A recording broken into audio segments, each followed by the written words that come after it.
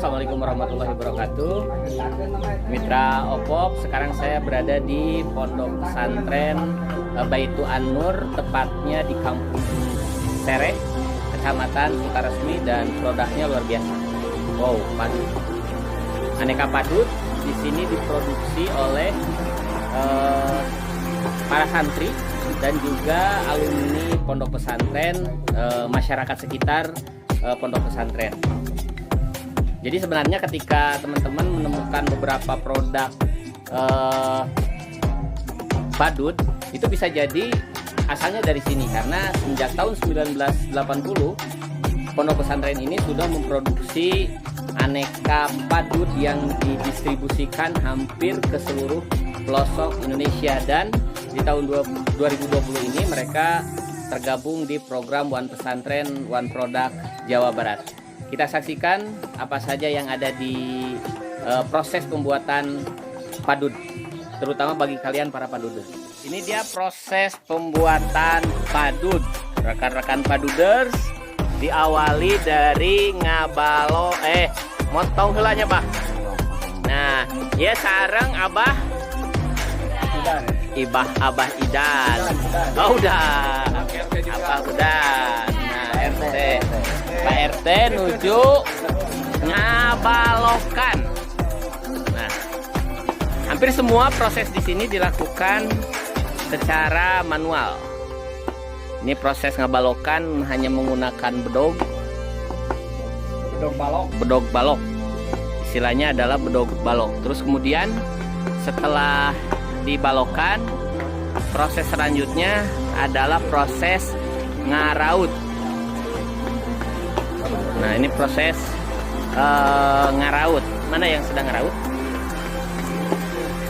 Mang. Nah, ini sarang Bapak Ahir, awal, tengah, pahit. Nah, pahit, ini proses ngaraut. Ini merapikan bagian-bagian tadi yang sudah dipotong hanya menggunakan pisau raut. Nah, setelah ngaraut, kemudian di bolongan, di lubang. Ini agak menarik karena alat yang digunakan biasa disebut sebagai arel. Jadi kalian yang banyak masalah bisa menggunakan alat ini supaya jangan arel-arelan. Nah, supaya jangan aral. Nah, tujuannya adalah membuat lubang. Ternyata memang ada beberapa proses dalam pembuatan lubang sehingga bisa digunakan sebagai padut, mulai dari yang paling kecil hingga yang paling besar. Nah, ini proses ngaliangan menggunakan aral. Aralnya pun sebenarnya diproduksi oleh masyarakat sendiri. Jadi kalau kalian nyari aral di toko, apalagi toko obat, nggak bakalan ketemu. Serius. Nah, ini setelah proses ngaral, selanjutnya adalah ngahamplas. Nah, ya, biasanya pekerjaan ngahamplas dilakukan oleh mama, ibu-ibu, karena memang perlu kelembutan dan kasih sayang yang lebih. Aduh, ini proses ngahamplas. Setelah ngamplas ada proses mernis, nyirlak atau mernis. Nah, hingga akhirnya ini beberapa produk yang sudah jadi.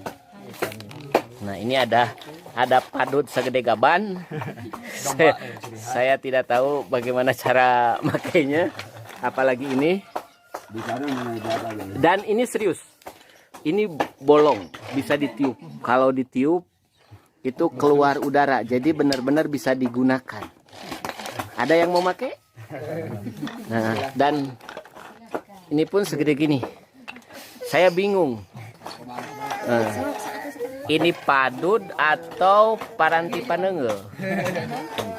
Ya, rekan-rekan, ini aneka padut bako.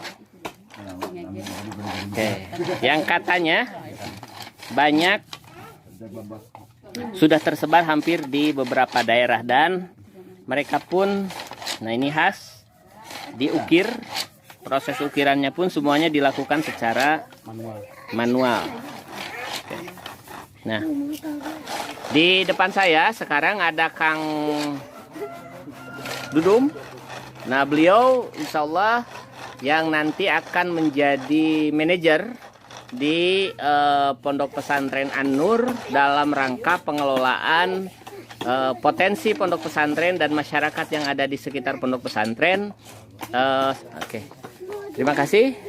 Billahi taufiq wal hidayah. Assalamualaikum warahmatullahi wabarakatuh.